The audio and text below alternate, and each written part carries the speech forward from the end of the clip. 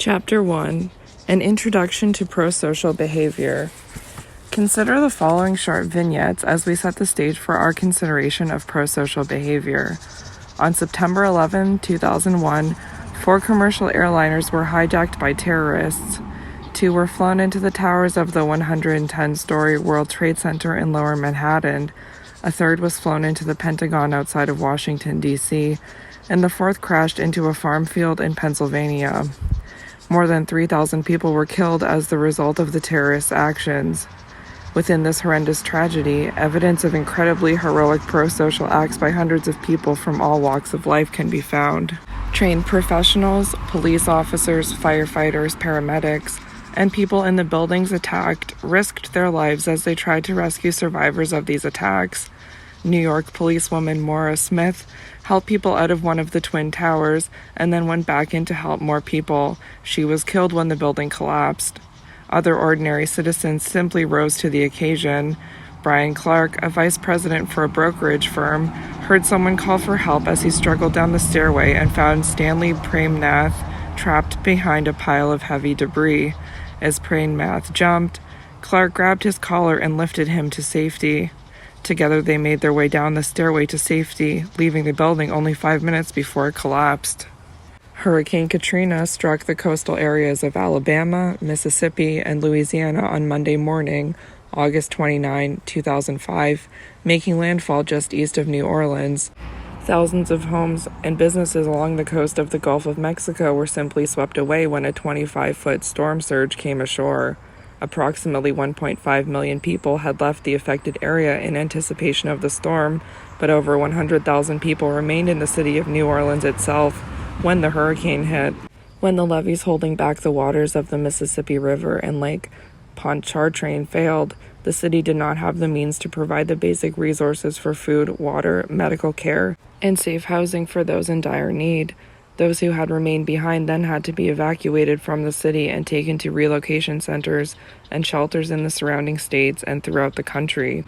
Although well over $1 billion in donations to charitable organizations was collected in short order, and many billions more in aid from federal and state governments would be needed to address the full scope of the disaster, it was often the prosocial actions of the citizens of the communities where the shelters were located that made the most important and immediate impact on the lives of these unfortunate evacuees.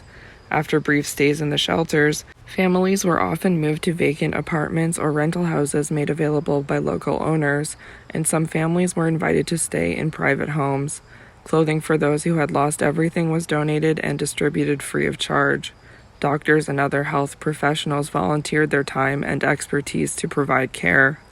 Children who enrolled in new schools were warmly welcomed by their new classmates. Why would ordinary citizens open their homes, give so freely of their time and money, and do whatever they could to provide the necessities of life and to give such a warm reception to people whom they did not know?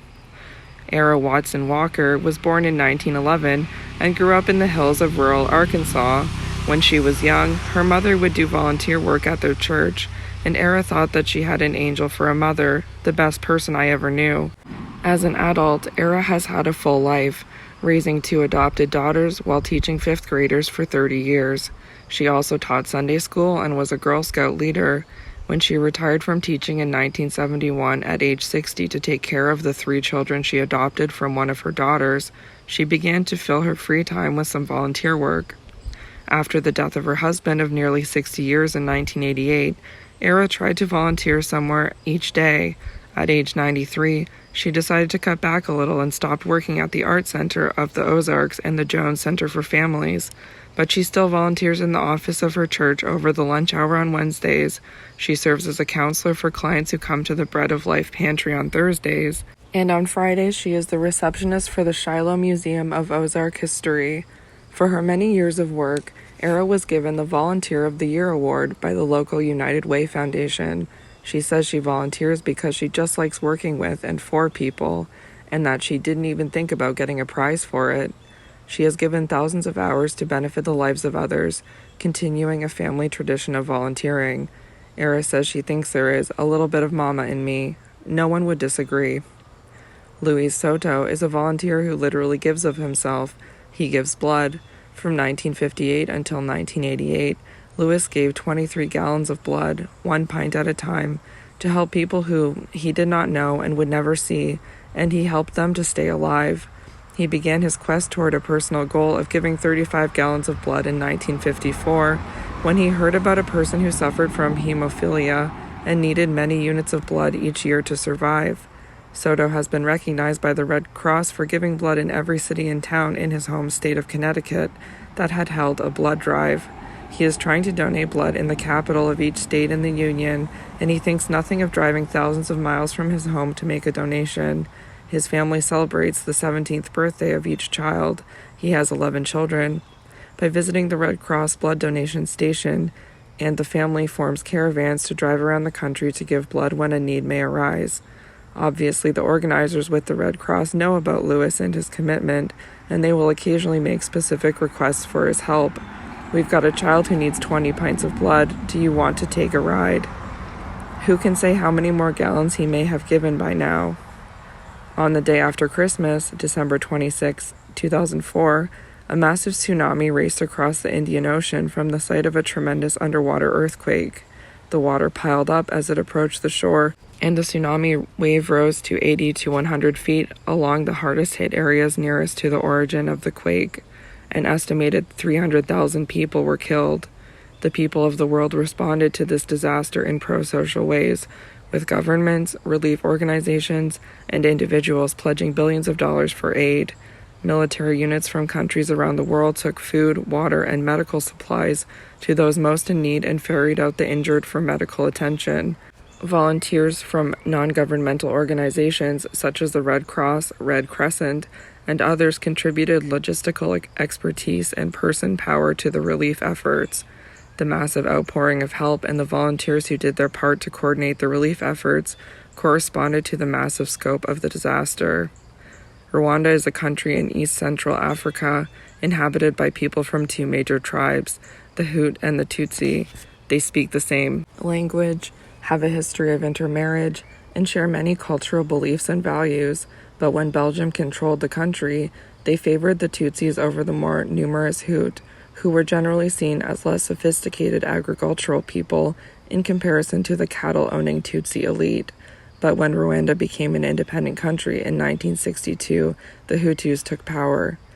In early April 1994, the plane of Rwandan President Juvenal Habyarimana was shot down. He died in the crash. Although it was not clear who was responsible, widespread ethnic violence erupted and genocide against the Tutsi people began. Encouraged by radio propaganda, Hutu citizens began to murder their Tutsi neighbors. Within 100 days, 800,000 Tutsi and Tutsi sympathizers were brutally murdered. Despite credible reports of the ongoing genocide, not one country offered assistance or protection to the Tutsi. The United Nations, which had troops stationed in Rwanda when the killing began, withdrew entirely after 10 of its soldiers were killed. Paul Rusesabagina was the manager of a hotel where hundreds of people, Tutsi and moderate Hutu seeking safety from the carnage going on around them, sought safe haven. On several occasions, Hutu military authorities advised Rusesabagina that everyone in the hotel was to be turned over to the military. Later, there was a threat that the hotel would be attacked by the militia. Rusesabagina contacted industrial and governmental authorities and leaders of countries around the world, informing them about the situation and seeking their help to avoid a slaughter. Because of his previous connections with those in power, his guile and ability to make deals, for example, bribery, trading liquor for the safety of his charges, and ultimately his willingness to put his own life on the line to protect the lives of those at the hotel, Rusesabagina was a true hero of this dark time in Rwanda's history, saving the lives of over 1,200 innocent men, women, and children from death. For this, he was recognized as the 2000 recipient of the Immortal Chaplain's Prize for Humanity, and his story was told in the 2004 movie Hotel Rwanda.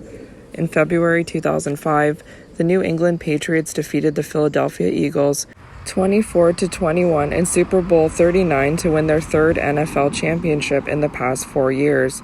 How had a team that only 5 years before had compiled one of the worst records in the league come back to start becoming a sports dynasty?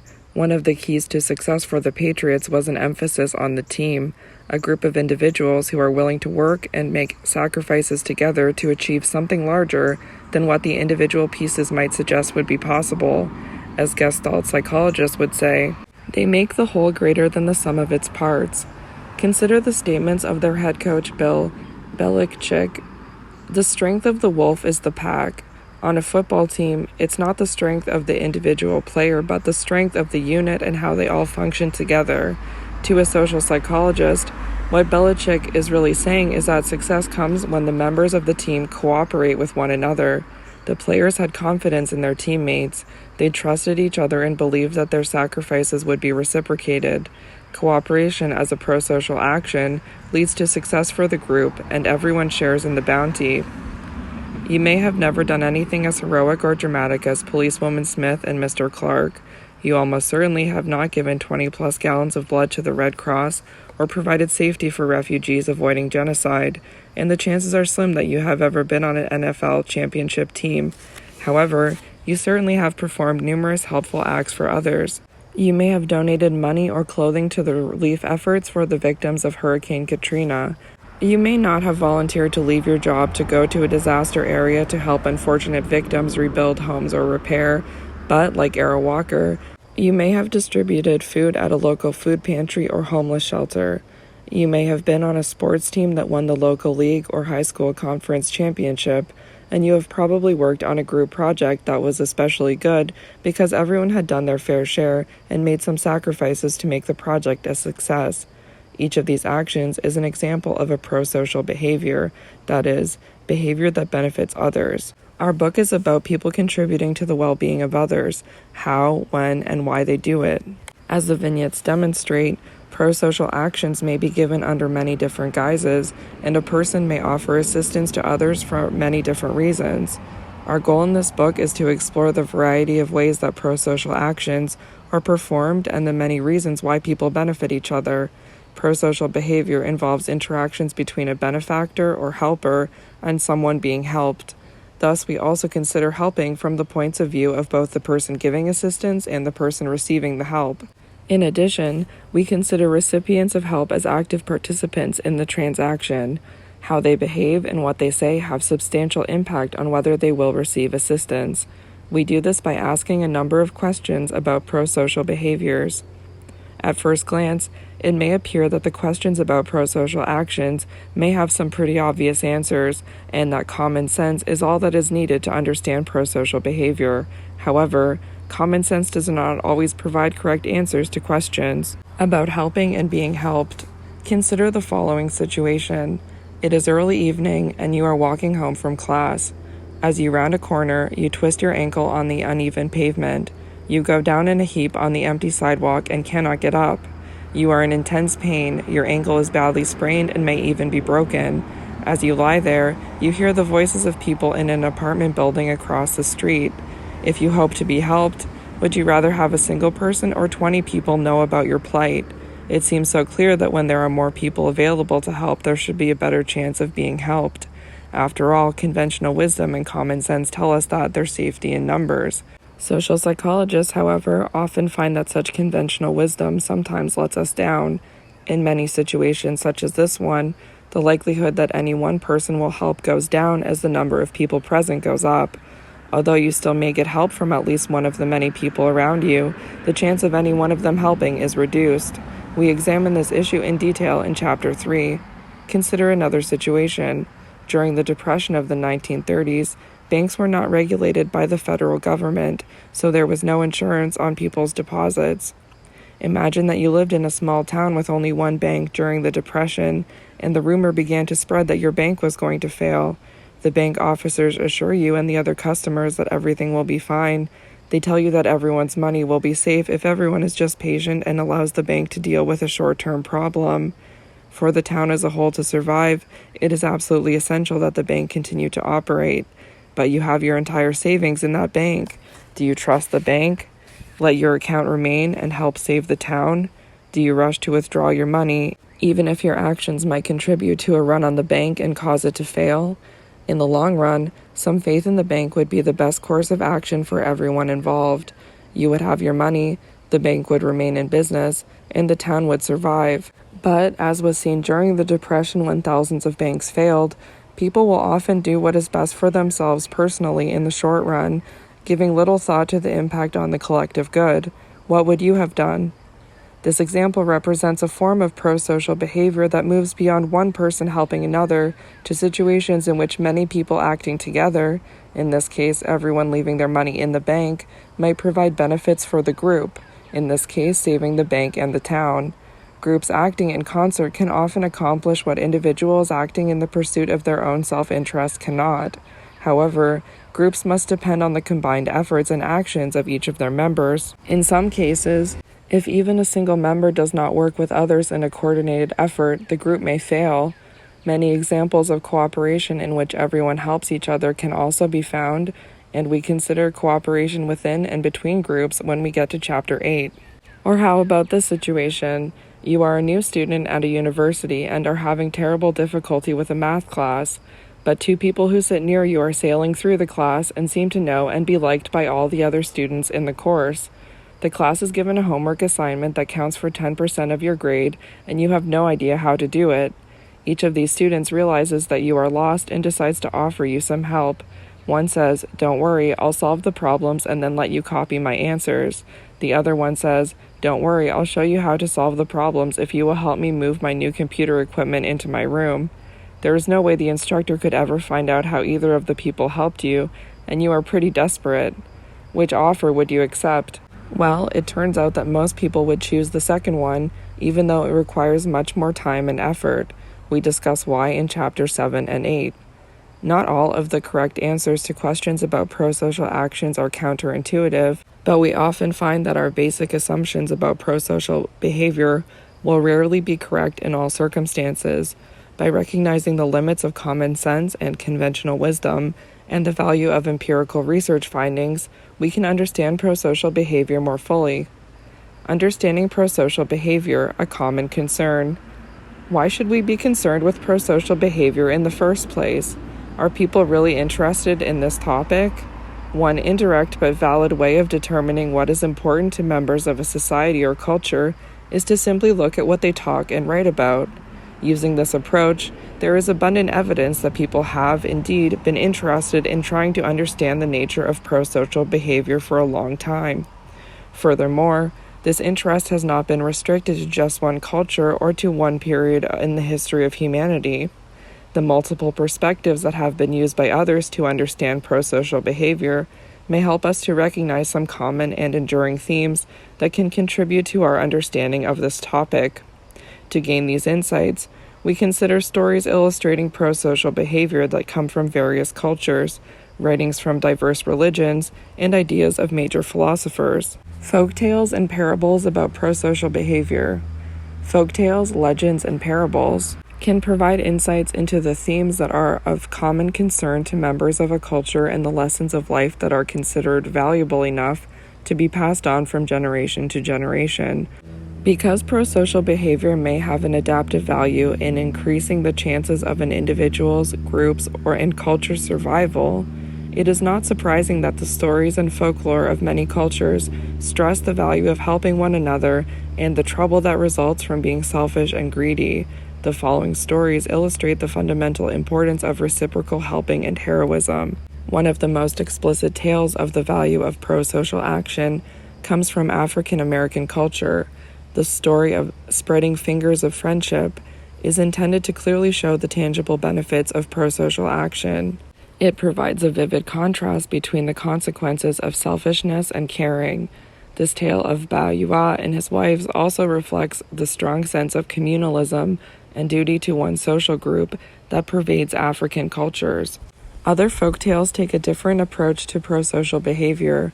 Rather than primarily stressing the personal benefits of commonplace and simple acts of helping, they encourage dramatic selfless behavior by providing members of a culture with stories about heroic acts, some of which may include extreme self-sacrifice. For example, Box 1.2 presents a Native American legend from the Oneida Nation that describes the courage of a warrior maiden, Eliquipiso. This heroine of the Oneidas endures torture and ultimately gives her life to save her people from starvation. The actions of Aliquippiso serve as graphic examples of the lengths to which some people will go to promote the well-being of others. The fact that the sacrifices of such heroic individuals are widely reported reflects both the distinctiveness of such feats and the great value that people place on such extraordinary actions. Although the stories of Aliquippiso and the wives of Ba'yua have been passed from generation to generation by oral tradition until recent years, other tales with similar messages have been maintained in the written mode. The New Testament parable of the Good Samaritan, Luke 10:29-37, serves as an example of this. In this well-known tale, a man who has been beaten and robbed on his way from Jerusalem to Jericho received no assistance from two passing men of strong religious convictions, a priest and a Levite. However, a Samaritan, who was considered to be something of a religious outcast, stopped to help the victim, bandaging his wounds and taking him to an inn for further treatment. The Samaritan not only gave the innkeeper money to cover any immediate expense, but also promised to repay any other costs that might be incurred when he returned. Jesus indicated that the Samaritan was the neighbor of the fallen victim and admonished those listening to this parable to follow the Samaritan's model. Go and do likewise. Although the Samaritan's action may not have been as dramatic as Aliquippiso's heroic behavior, the message is the same. We need to be concerned about the well-being of others. Telling these stories with their prosocial themes served and continues to serve as an important means of instruction for successive generations of a clan, tribe, society, or culture. The message of the need for prosocial behavior is timeless, and the tales are as relevant today as they were when they were first told. Box 1.1 Spreading Fingers of Friendship. Ba'yua worked on the plantation. He would bring food from the plantation to his two wives in the city, but when he gave his wives the food, he told them, "When you eat, you must spread your fingers." Now when he said this, the first wife did not understand very well what he meant. He told the second wife the same thing, and she understood what he meant. When he brought them food, they were not to eat them alone. They were to share half with others. You must share with people, not keep all for yourself. Now the first wife, whatever she cooked, she ate. Then she went outside and spread her fingers to the air and said, "Ba'yua said when I eat I must spread my fingers." Ba'yua brought her much bacon and salt fish, but she always ate it alone. But when Ba'yua brought the things for the second wife, she shared with other people. Not long afterward, Ba'yua died, and nobody brought anything to the wife who spread her fingers to the air. She sat alone, but to the wife who had shared things with others, many people brought her things. One brought her a cow, one brought her sugar, one brought her coffee. Now one day, the first wife went to the second, and she said, "Sister, ever since Ba'yua died, I have been hungry. No one brought me anything. But look how many people have brought provisions for you." The second wife asked her, "Well, when Ba'yua brought you things, what did you do with them?" She said, "I ate them." Then the second wife said again, "When Ba'yua said to you, 'You must spread your fingers,' what did you do?" She said, "When I ate, I spread my fingers in the air."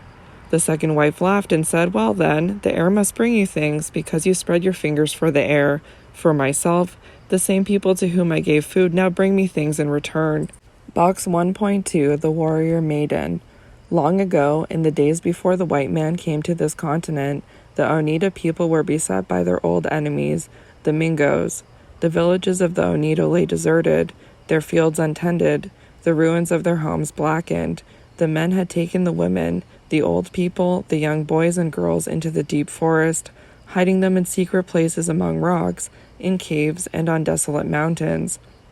Thus the Oneida people were safe in their inaccessible retreats, but they were also starving. Whatever food they had been able to save was soon eaten up. They could either stay in their hideouts and starve, or leave them in search of food and be discovered by their enemies. The warrior chiefs and sachems met in council but could find no other way out. Then a young girl stepped forward in the council and said that the good spirits had sent her a dream showing how to save the Oneida. Her name was Aliquippiso, and she was not afraid to give her life for her people. Aliquippiso told the council, "We are hiding on top of a high, sheer cliff. Above us the mountain is covered with boulders and heavy, sharp rocks. You warriors wait and watch here. I will go to the Mingos and lead them to the spot at the foot of the cliff where they can all be crushed and destroyed.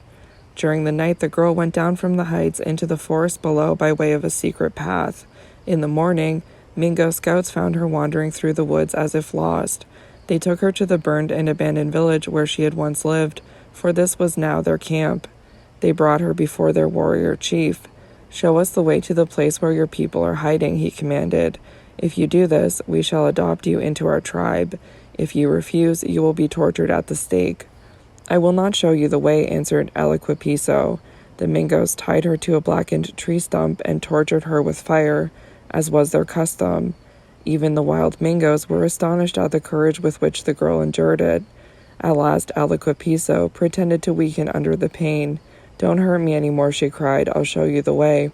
As night came again, the Mingos bound Aliquipiso's hands behind her back and pushed her ahead of them. Soundlessly, the mass of Mingo warriors crept behind her through thickets and rough places, over winding paths and deer trails, until at last they arrived beneath a towering cliff of sheer granite. "Come closer, Mingo warriors," she said in a low voice. "Gather around me. The Oneidas above are sleeping, thinking themselves safe. I'll show you the secret passage that leads upward." The Mingos crowded together in a dense mass with the girl in the center. Then Aliquipiso uttered a piercing cry. "Oneidas, the enemies are here. Destroy them." The Mingos scarcely had time to strike her down before huge boulders and rocks rained upon them.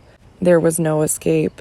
It seemed as if the angry mountain itself were falling on them, crushing them, burying them. So many Mingo warriors died that the other bands of Mingo invaders stopped pillaging the Oneida country and retired to their own hunting grounds. They never again made war on Aliquipiso's people. Religion and prosocial behavior. The lessons that can be learned from folktales and parables are also represented and have been formalized in the major religions of the world. The tenets of these religions provide abstract ethical principles that the followers of the faith are expected to interpret and follow. In some cases, concrete rules of behavior are prescriptive and leave little room for misinterpretation or confusion. As with the folktales just presented, however, it is easy to identify common themes running through diverse religions. One common theme is the importance of concern for others. Consider, for example, the Talmud, a collection of commentaries and interpretations written by Jewish scholars concerning the first 5 books of the Old Testament. According to this important book in Judaism, benevolence is one of the pillars upon which the world rests. In the religion of Islam, the Quranic word zakah refers to charity and voluntary contributions as expressions of kindness and as a means to comfort those less fortunate. Moreover, it reflects a balance of responsibilities between the individual and society. The teachings of the venerable Chinese philosopher Confucius express a similar sentiment. Wisdom, benevolence, and fortitude, these are the universal virtues. The teachings of Lao Tzu, which serve as the basis for Taoism, also advise that one should deal positively with others.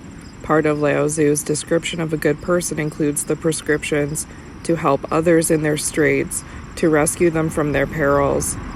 Within Native American religions, Fool's Crow, one of the most revered medicine men of the Sioux or Lakota nations, stated that tribal elders do not let the rest of the tribe forget the teachings of the wise old ones, who were taught that inner peace and love were the greatest of Wakan Tankas, Lakota for creator, meaning great spirit, gifts. According to Fool's Crow, we put the well-being of other people and all of nature first. We cling to this like a person clings to a raft on a roaring river. These beliefs of benevolence and love for others are incorporated into a common rule of social behavior that is found in many of the major religions of the world and is often referred to as the Golden Rule. Do unto others as you would have others do unto you. The Jewish version of the prescription for prosocial action may be found in the Old Testament book of Leviticus. You should love your neighbor as yourself. Leviticus 19:18. In Christianity, this rule is presented in the Gospel of Luke. And as you wish that men would do to you, do so to them. Luke 31. Given the close relationship between Judaism and Christianity, this similarity might not be too surprising. However, the same advice can be found in the teachings of Confucius. What you do not want done to yourself, do not do to others. Taoism's Lao Tzu, to those who are good to me, I am good, and to those who are not good to me, I am also good, and thus all get to be good. The Buddhist tradition, consider others as yourself, and Hinduism, do not to others which if done to thee would cause thee pain. This is the sum of duty. Although the wording may differ slightly, the sentiment is the same. We should treat others as we would like to be treated. It is clear that this prosocial rule of human behavior is not one that has emerged from a single culture, but rather is a more universal rule for social behavior that appears to play an adaptive function for well-being and perhaps even the survival of the individual and the group. The notion that human beings should be concerned with the well-being of other people does seem to be at odds with their natural tendencies to look out for number one. Therefore, it may not be surprising that the abstract golden rule has been further codified in some religions to compel to a greater or lesser extent benevolence and goodwill to others. For example, as noted above, Zakah is one of the 5 pillars of Islam, an annual obligation or duty to contribute a percentage of one's assets to the community for care of orphans, the indigent, and others in need.